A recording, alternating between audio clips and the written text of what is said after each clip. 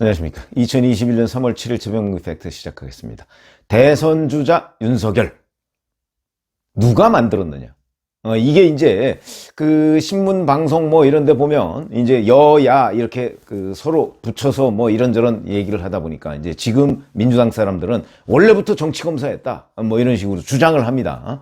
근데 그 주장이 얼마나 황당한 주장이었는지 뭐 그거야 뭐 시청자분들이 다 아시겠지만 제가 지금 말씀드리려고 하는 것은 자, 그러면 오늘날의 윤석열을 만든 게 결국 누구냐 하는 거를 제가 지금 분석을 해드리려고 합니다. 무슨 얘기냐? 자, 이런 거 기억나시죠? 그 윤석열 검찰총장 청문회 당시에 그 질문이 이런 게 나왔습니다. 정치할 생각 뭐 이런 거에 관해서 질문이 나왔었죠.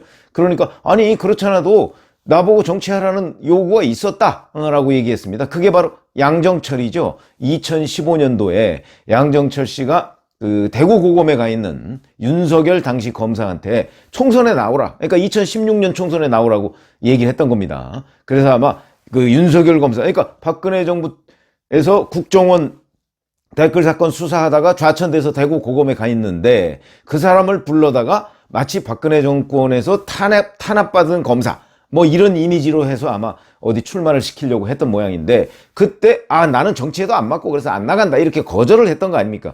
이것까지는 팩트로 나와 있습니다. 자, 그렇죠. 그러면 적어도 2015년, 16년까지 이 사람은 정치할 생각이 없던 사람입니다. 그렇죠? 근데 이 사람은 그 이후에 자, 실제 윤석열을 이렇게 등장시킨 사람이 누굽니까? 바로 문 대통령입니다. 그래서 문 대통령이 그러니까 서울중앙지검장은 원래 고검장급이었는데 근데 그거를 지검장급으로 내려서 검사장급으로 내려서 거기에다가 윤석열 검사를 그 승진을 시켜서 검사장으로 승진을 시켜서 그 자리에 갖다 놨습니다. 서울중앙지검장은요, 그 만약에 검사장급이라 할지라도 원래는 검사장 바로 단 사람이 가는 자리가 아닙니다. 정말 파격적으로 윤석열이라는 사람을 등장을 시켰고요. 그래서 이명박 정부와 박근혜 정부, 전 정부 적폐청산 수사를 맡긴 겁니다. 이 사람한테 맡긴 거죠. 그게 윤석열이라는 이름 석자가 대한민국 검찰사에 남을 수 있도록 만들어준 것, 그것이 바로 문재인 대통령이고, 자, 거기에서 이명박 정부, 박근혜 정부 이것 수사할 때만 해도 우리 국민들이 예를 들어서 자, 적폐청산 수사를 잘했으니까 이런 사람 대통령 시켜주면 얼마나 좋을까. 적어도 여권에서, 그러니까 민주당 지지층 중에서 그런 얘기 한 적 없습니다. 그렇죠. 그러니까 그때 윤석열 서울중앙지검장은 정치를 하겠다는 생각을 손톱만큼도 하지 않고 있을 때입니다. 만약에 지금 여당에서 얘기하듯이 바로 윤석열이라는 사람이 원래부터 정치검사였다라고 한다면 그 적폐청산 수사를 발판으로 해서 뭐 민주당 공천으로 뭐 어디에 뭐 나온다든가 뭐 정치를 할 생각을 했겠죠, 당연히. 근데 그렇게 안 했고 국민들도 그런 생각을 전혀 하지 않았습니다. 대선 주자 여론조사 할 때 민주당 사람들이 윤석열이라는 이름을 거론하지 않았습니다. 그렇죠. 자, 그러면 서울중앙지검장으로 만약에 윤석열 검찰총장이 끝냈다면, 그렇다면 정치인 윤석열, 물론 지금도 뭐 정치를 공식 선언한 건 아닙니다만은 이런 대선주자 반열의 윤석열, 이건 없었던 것이죠. 그런데 다시 또 문재인 대통령이 이 사람을 검찰총장으로 발탁을 합니다. 그렇죠. 이때 기억나시는 분 계시겠지만 여권 내에서 반대가 있었습니다. 왜냐? 윤석열이라는 사람은 아무리 봐도 그러니까 뭐 문 대통령 코드라기보다는 검찰주의자 같아. 뭐 검찰주의자라는 게 나쁜 표현은 아닙니다. 지금 여권 사람들은 나쁜 표현으로 쓰고 있는데 아니 검찰에 대해서 굉장한 가치를 부여하고 있는 사람이다. 그건 뭐 자부심일 수도 있죠. 내가 그래도 살아있는 권력이든 죽은 권력이든 여하튼 범죄자를 때려잡는 데 기여를 하고 있다. 이것이 곧 선량한 다수의 국민을 보호하는 것이다. 그건 맞는 거 아닙니까? 그러니까 검찰주의자라면 그걸 나쁜 의미로 쓰지 않는다면 검찰주의자가 뭐 나쁠 게 뭐가 있겠습니까? 그러니까 예를 들어서 저는 기자인데 자, 이 언론이라는 게 얼마나 중요하냐. 그래서 나는 평생 정치부 기자 내지는 기자 활동한 것을 자랑스럽게 생각합니다. 라고 누구한테 얘기를 했을 때 그거 잘못이야. 이렇게 얘기하는 사람 얼마나 되겠습니까? 제가 제 직업에 대해서 자부심을 갖고 있는 거죠. 그렇다고 그래서 너를 그 언론주의자라 뭐 이렇게 하면서 비난하는 사람 없습니다. 그렇죠? 검찰도 마찬가지입니다. 그러니까 이 윤석열 검찰총장에 대해서는 그래서 이 사람은 그냥 이명박 정부와 박근혜 정부 뭐 이게 문재인 정부와 코드를 맞추기 위해서 수사를 한 것이 아니고 검사이기 때문에 수사를 했다. 그러니까 이 사람이 어느 날 갑자기 이 수사의 칼날을 살아있는 권력에 댈 수도 있다. 이런 그 우려가 여권 내에서 당시에 있었습니다. 그런데도 문재인 대통령은 그냥 윤석열 서울중앙지검장을 검찰총장으로 임명한 겁니다. 그럼 임명하면서 이런 얘기까지 했죠. 살아있는 권력에도 엄정하게 수사를 하라. 이렇게 지시를 했습니다. 물론 이거는 립서비스였죠. 국민들 보고 들으라고. 그런 립서비스였죠. 그러니까 이때 문 대통령은 일부에서 윤석열 검찰총장 저 살아있는 권력도 수사할 수 있는 사람인데 위험한데 라고 하는 반론이 있었음에도 불구하고 아니야. 뭐 적당히 눈치 봐서 살아있는 권력은 싹싹 피해가면서 하겠지라는 기대를 했을 겁니다. 그렇게 해서 임명을 했을 거고요. 잘못 본 거죠. 잘못 본 데서부터 윤석열이 등장을 하는 것이고, 자, 그 다음에 두 번째. 이제 조국 전 법무부 장관을 임명을 했죠. 임명을 하는데 그 전에 윤석열 검찰총장이 조국 패밀리에 대한 수사를 들어갔습니다. 재작년 8월 27일 날 대대적인 압수수색을 통해서 수사를 들어갔죠. 근데 이때도 조국 법무부 장관에 대한 문재인 대통령의 기대가 있었을 겁니다. 그 기대는 아마도 제가 분석한 데는 이런 식으로 경력을 관리해서 부산 출신인데다가 그러니까 내 후계자로 적당하겠다. 외모 뭐 출중하지. 그래서 대선 후보급으로 키우기 위해서 이 조국이라는 사람을 당시에 법무부 장관으로 내정을 하고 실제 임명을 했다고 봅니다. 근데 이것도 완전히 잘못된 것이죠. 왜 잘못됐느냐? 우선 조국이라는 사람을 잘못 본 겁니다. 왜냐? 검증을 통해서 그 수많은 자식들의 여러 가지 입시 문제와 관련한 위조 경력, 그 다음에 재산 관리도 불투명하지 않습니까? 웅동학원, 그 아버지 웅동학원 문제부터 해서 지금 뭐 제대로 수사가 안 돼서 그렇죠. 그 다음에 그 부인인 정경심 교수의 사모펀드 부분, 뭐 일부 무죄가 나긴 했지만 사실 굉장히 논란거리가 많은 것이고 여전히 공무원법 위반 뭐 이런 것들 있습니다.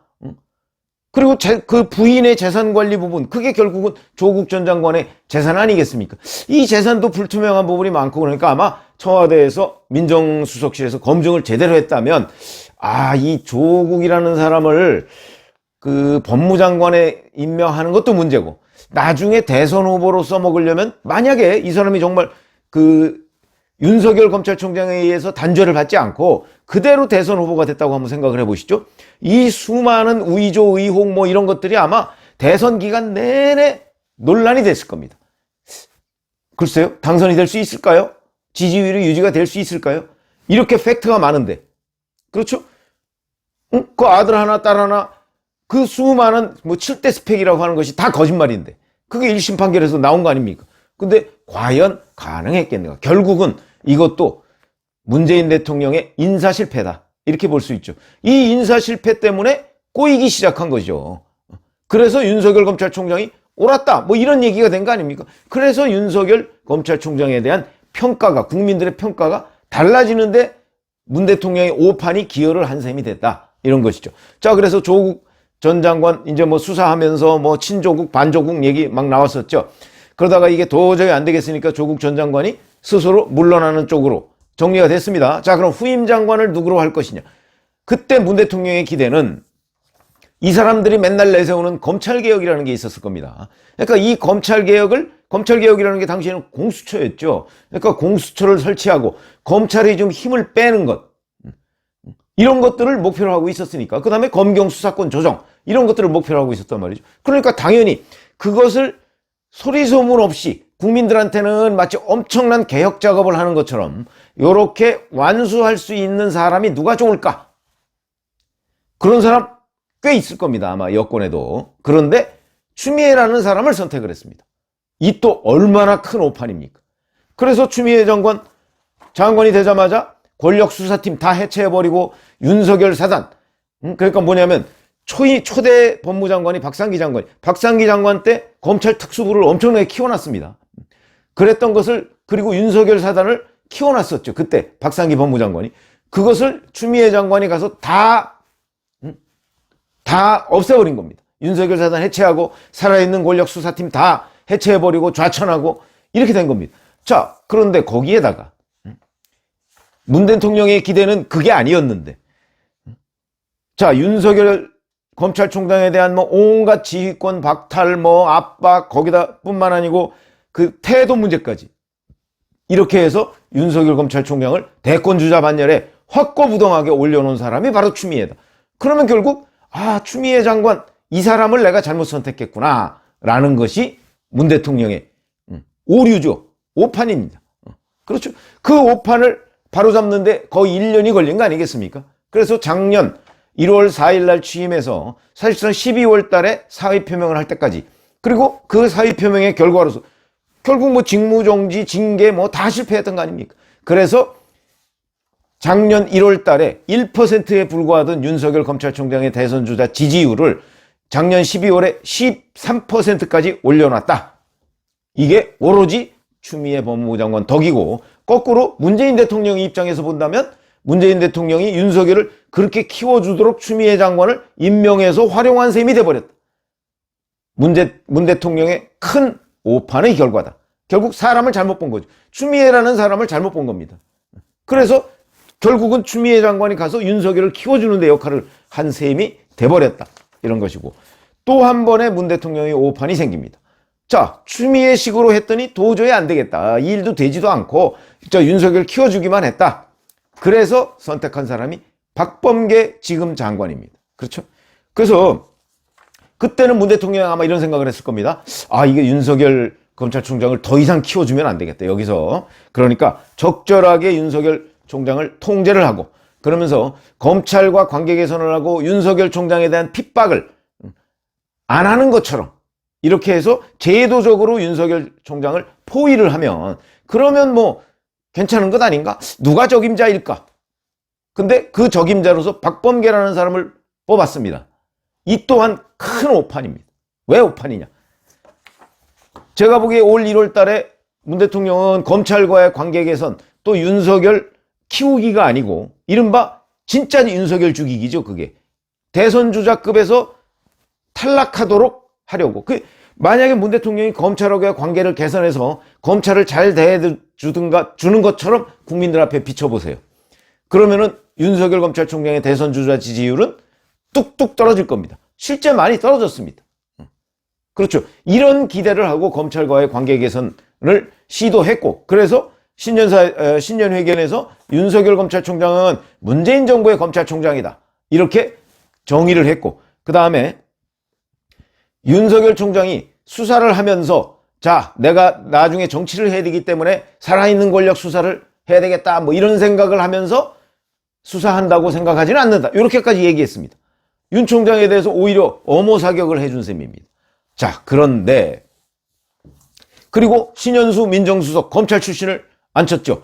신현수 수석은 윤석열 검찰총장과 서울법대 1년 선후배 사이입니다.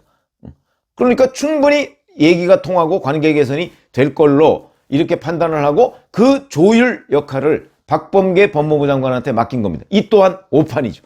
박범계 법무부 장관이라는 사람이 어떤 사람인지에 대해서 문재인 대통령이 저는 잘 몰랐다고 봅니다.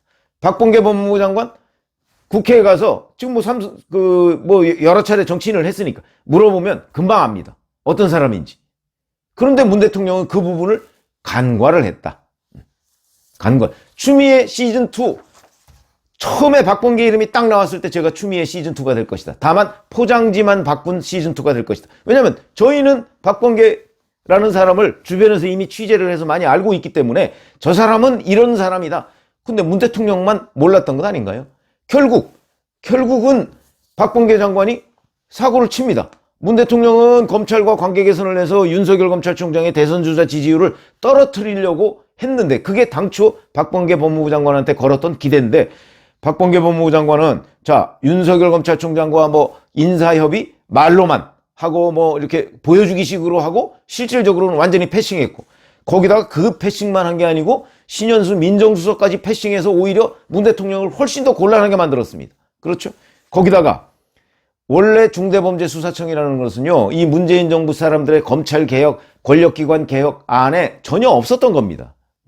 그런데 그걸 초선 강경파들이 한다고 했을 때, 예를 들어서 대통령도 속도조절을 주문했죠? 그 다음에 박범계 장관의 법무부가 만약에 지금은 우리가 검경 수사권 조정 이걸 안착시키는데 몰두할 때다. 검경 수사권 조정이 올해 1월 달부터 있었으니까 2달밖에 안 지났습니다. 2달밖에 안 지났는데 다시 검찰의 수사권을 빼앗겠다? 검수완박? 말이 됩니까 이게? 그러니까 상식적으로 본다면 박범계 법무부가 만약에 문재인 대통령의 뜻을 딱 알아서 그런 식으로 일처리를 했다면 초선 강경파들 아무리 난리법석을 피워도 소용없는 일입니다. 그런데 웬걸 거기에 숟가락을 딱 또 박범계 장관이 얹었습니다. 그러면서 나는 장관이기 이전에 국회의원이다까지 얘기를 해버리니까 중수청 문제가 탄력을 받아가면서 결국 윤석열 검찰총장이 이렇게 이제 총장직을 내놓는 일까지 벌어지고 이제 뭐 내일 정치를 하냐 모레 정치를 하냐 이렇게 초읽기에 들어간 듯한 여기까지 왔다. 그럼 여기까지 온 거예요? 제가 아까 말씀드렸죠. 문재인 대통령의 이딴 오판, 박상기 법무부 장관을 임명할 때까지만 해도 전혀 낌새도 없었던 윤석열 대선 주자론이 결국은 윤석열을 검찰총장으로 만들고 조국을 장관으로, 추미애를 장관으로, 박범계를 장관으로 해서 쭉쭉쭉쭉 키워서 결국 오늘날의 윤석열 검찰총장, 정치할 생각이 전혀 없는 윤석열 검찰총장을 만들었는데 지금 와서 민주당 사람들이 정치검사였다, 원래 정치검사였다라고 손가락질하면 이런 배경이 있기 때문에, 이런 배경은 다 팩트입니다. 그렇기 때문에 국민들한테 먹히지가 않을 거라는 것이죠. 그런 점으로 보면 오늘은 문재인 대통령 쪽에서 본 잇따른 인사 오판, 이게 결국은 윤석열이라는 사람을 만들었다. 이런 관점에서 설명을 해드렸습니다. 감사합니다.